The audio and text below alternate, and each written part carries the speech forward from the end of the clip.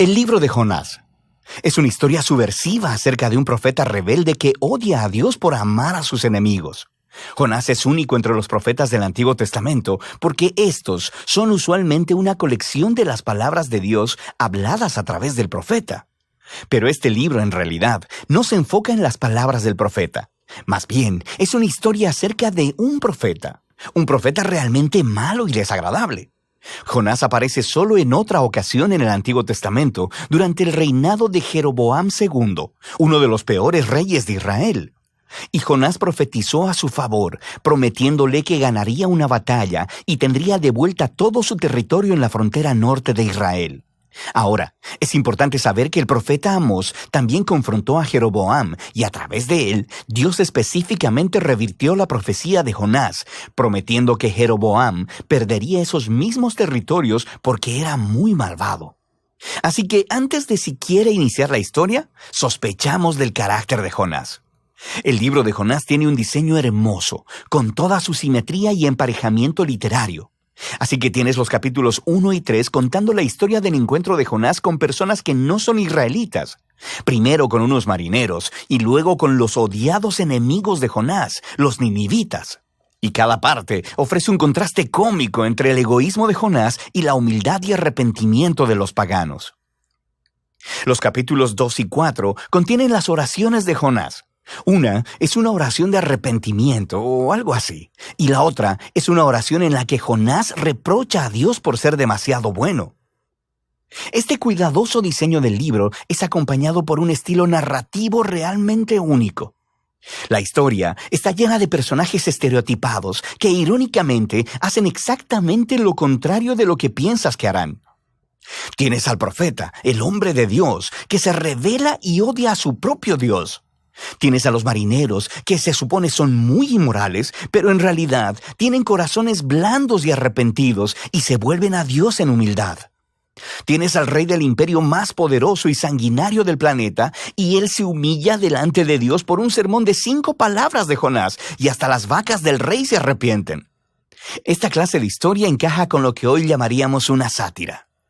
Estas son historias sobre figuras bien conocidas que son colocadas en circunstancias extremas y utilizan el humor y la ironía para criticar su estupidez y defectos de carácter. Profundicemos y veremos cómo todas las piezas encajan juntas. La historia inicia con Dios comisionando a Jonás para ir a predicar contra la maldad y la injusticia en Nínive, la ciudad capital del imperio asirio, el amargo enemigo de Israel. Pero en lugar de ir al este, a Nínive, Jonás se va en la dirección opuesta, encontrando un barco que va lo más al oeste que se pueda, a Tarsis. Ahora, la gran pregunta aquí es, ¿por qué? ¿Por qué huye Jonás? ¿Tiene miedo? ¿Le caen mal los ninivitas? Todavía no se nos dice. Así que el hombre de Dios intenta huir de Dios y aborda un barco lleno de marineros paganos. Entra en la nave y se queda dormido. Así que Dios envía una gran tormenta para despertar a su profeta, mientras, irónicamente, los sinceros marineros están completamente despiertos a todo lo que está sucediendo. Ellos pueden discernir que un poder divino está obrando aquí. Ellos echan suertes y descubren que Jonás es el culpable. Así que le piden que se explique, y Jonás escupe un montón de habladurías religiosas. Él dice, sí, soy hebreo y adoro al Señor, al Dios que hizo el mar y la tierra. Es una broma, ¿verdad? Dios hizo el mar y la tierra, claro que sí. ¿Y Jonás es tan tonto como para huir de este Dios subiéndose a un barco? Y cuando los marineros le preguntaron a Jonás qué es lo que deberían hacer, él les dice, mátenme lanzándome por la borda. Lo que parece muy noble al principio, hasta que te das cuenta que esto podría ser lo más egoísta que ha hecho hasta ahora. Quiero decir, ¿qué mejor forma de evitar ir a Nínive? Así que pone su sangre en las manos de estos marineros inocentes al tratar de obligarlos a matarlo. Y ellos se resisten, por supuesto, y se arrepienten delante de Dios incluso mientras lo arrojan. La tormenta se apacigua y ellos terminan temiendo al Dios de Israel. Y a diferencia de Jonás, ellos realmente adoran a Dios. Pero Dios frustra los planes de Jonás para escapar de Nínive.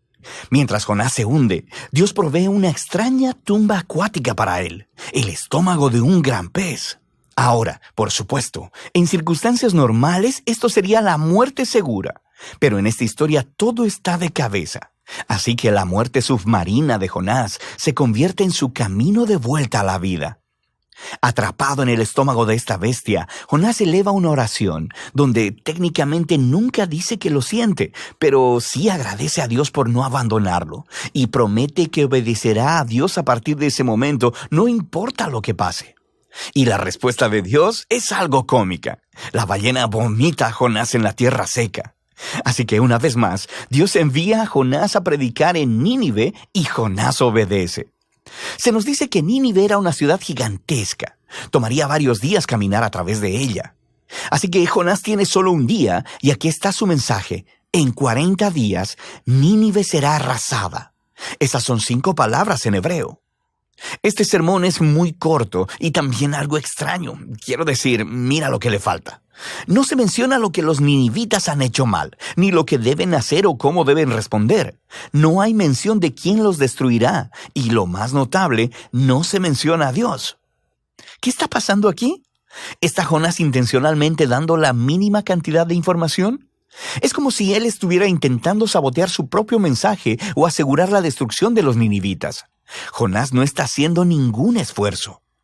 Sean cuales sean sus motivos, el plan no funciona, porque tan pronto predica su sermón de 5 palabras, el rey de Nínive y la ciudad entera, incluyendo a las vacas, se arrepienten en silicio y ceniza. Así que, por segunda vez, esos paganos malvados muestran que son más sensibles que el mismo profeta de Dios.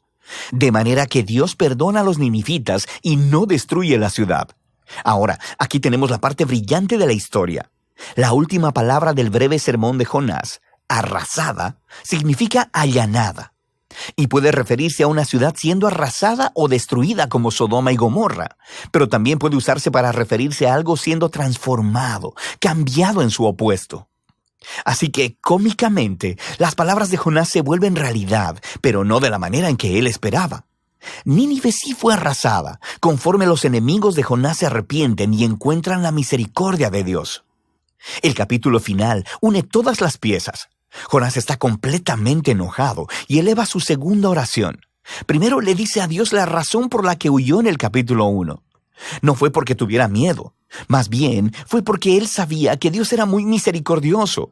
Y esto es genial. Jonás cita la propia descripción de Dios de sí mismo del libro de Éxodo y se la echa en cara a Dios como un insulto. Él dice que sabía que Dios es compasivo y que encontraría alguna manera de perdonar a esos horribles ninivitas. Puedes oír el disgusto en la voz de Jonás.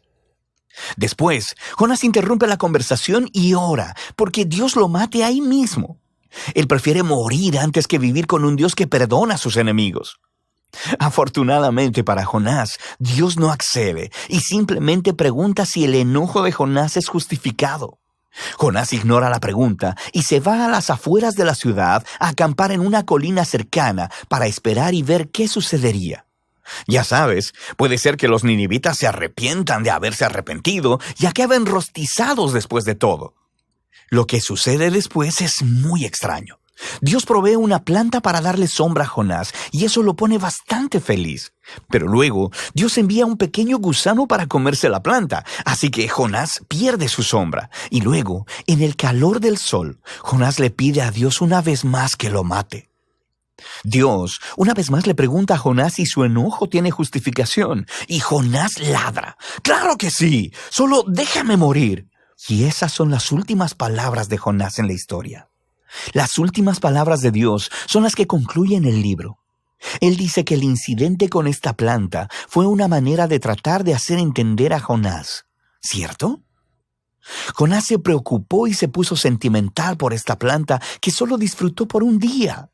Y Dios le preguntó a Jonás, ¿no son los humanos un poco más valiosos que las plantas? Quiero decir, ¿no está bien que Dios pueda sentir la misma clase de emoción y preocupación por la ciudad de Nínive, que está llena de miles de personas quienes se han extraviado del camino, y también por sus vacas? Y así es como termina el libro, con Dios pidiéndole a Jonás permiso de mostrar misericordia a sus enemigos. ¿Y cuál es la respuesta de Jonás? La historia no lo dice, porque ese no es el punto. El punto es que el libro quiere incomodarte. Y las preguntas de Dios en realidad son dirigidas a ti, el lector. ¿Te parece bien el hecho de que Dios ame a tu enemigo? Así que este libro pone un espejo frente al lector. En Jonás vemos aumentadas las peores partes de nuestro propio carácter que deberían generar humildad y gratitud porque Dios ama a sus enemigos y porque soporta al Jonás que hay en nosotros. Así que esta extraña historia se convierte en un mensaje de las buenas nuevas sobre la grandeza de la misericordia de Dios, lo cual debe retarnos hasta lo más profundo. Y ese es el libro de Jonás.